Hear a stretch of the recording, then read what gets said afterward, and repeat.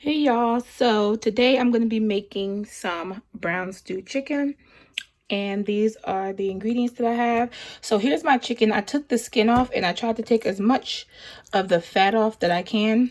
These are chicken thighs. I just like chicken thighs for my stew chicken. It tastes so much better to me, but of course use whatever chicken you want. You clean them, vinegar or lemon juice or lime juice, and rinse it off very well. And then I just cut my thighs into smaller pieces. I have some salt, some ketchup, ground black pepper, my allspice pimento, browning, of course, crushed garlic, all-purpose seasoning, adobo. I have a red onion here, red potatoes, a scallion, and some thyme.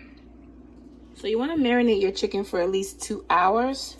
So that's what I'm going to do now. I'm going in with the adobo, black pepper,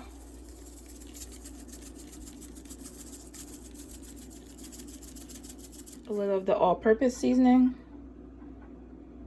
your browning, since this is brown stew chicken,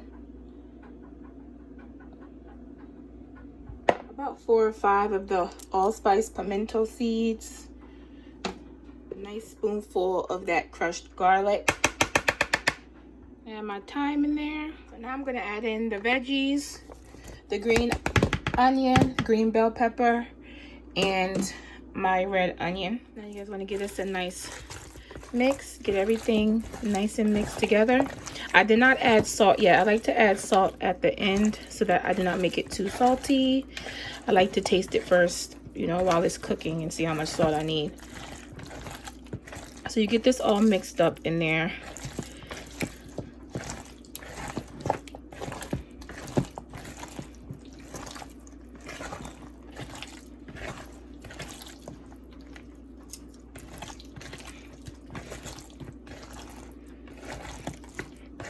Then you want to cover this tightly with a bag or with a lid, whatever, and leave it in your fridge for at least 2 hours. Overnight will be even better, but I don't have that time, so I'm gonna do the 2 hours and then I'll be back and show you guys. So this is how it looks. You're gonna let that all marinate before you start cooking it. Okay, so I have my chicken marinating for about 4 hours. And now I'm going to get ready to cook. Right here I have a little oil heating up. So once that's heated up nicely, I'm going to add in a little brown sugar. Now guys, this is not going to make your chicken sweet. This just browns and burns, and that also gives your chicken a brown color. So if you do not have the browning, which is this, you can do this method with the brown sugar, either or, but I like to do both. So you want to let that go, and I'm going to show you guys once it starts to caramelize. And like I said, it's not going to make your chicken sweet, so don't worry. So that's how your brown sugar is going to look. It's going to start getting a little darker, but you want to keep mixing so that you don't burn it. So I'm just going to start adding my chicken pieces in. You want to have your fire on medium to low. Start adding your chicken pieces to fry them up. So I'm going to begin to add my pieces in. What you want to do is just get the chicken pieces. Leave your onions and peppers behind for now and just get the chicken pieces because we're going to fry these up first. And you want to fry them nicely on both sides. Let it get nice and brown and fried up. And then I have the veggies here waiting for me on the side. So it's been a few minutes. I'm going to start flipping some of these. You see how it's getting nice and browned?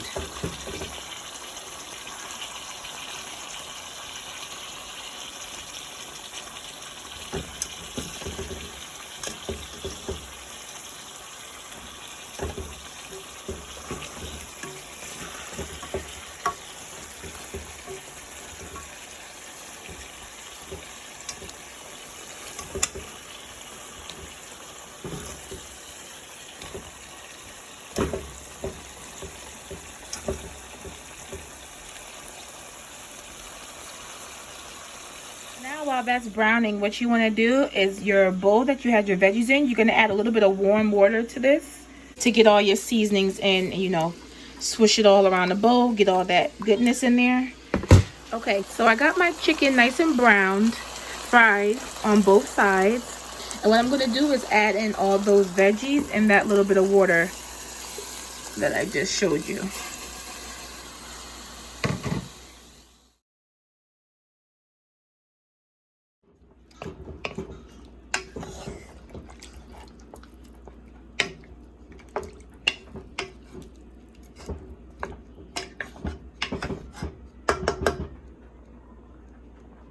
You're gonna let that come back up to a boil. I'm gonna cover it and let it come back up to a boil. Okay, so I cut up my potatoes. I like to leave a little skin on some of my potatoes just because I like the color.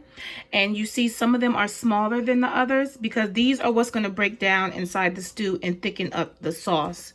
So you wanna cut a few of them a little smaller than the others so that it's easier to break down. And then you have some bigger pieces. So this has been going for about 15 minutes and it's nice and boiled. So I'm going to add my potatoes in now so that it has enough time to thicken up and have the potatoes have enough time to cook down and get soft. I usually do carrots and potatoes, but I'm going to eat this with roti today. So I don't want to add the carrots. I don't know. I just don't think it really goes with it. So I'm just going to do the potatoes today. Now I'm also going to add in a spoonful of tomato ketchup. If you have one whole tomato, you can use that too, but I like the ketchup because it has other stuff in it, so it gives it a better flavor. So I'm going to mix that in there. And next I'm going to add in a small Scotch bonnet pepper, but I'm not going to bust it just yet. I'm going to kind of let it open by itself. That's just for the spice, so if you do not want it spicy, don't add the Scotch bonnet. Or if you don't want it as spicy, I suggest you use like red pepper flakes or cayenne pepper because those Scotch bonnets are very, very spicy. So now I'm going to cover it, let this come back up to a boil and cover this and let it go for about another 20-25 minutes. And I'll show you guys when I come back. Okay, so it's been about 25 minutes and I'm just going to come and stir this. You want to stir it every so often so that it does not stick to the bottom of the pot. And now the potatoes are starting to get soft. Your veggies are starting to cook down.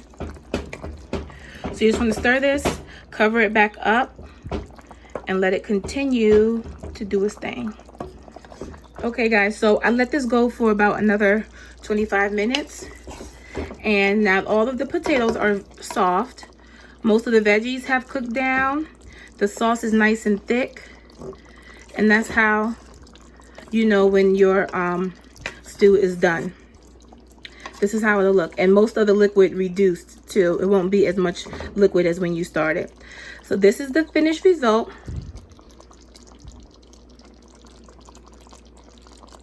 And if you guys try this out, let me know how you like it.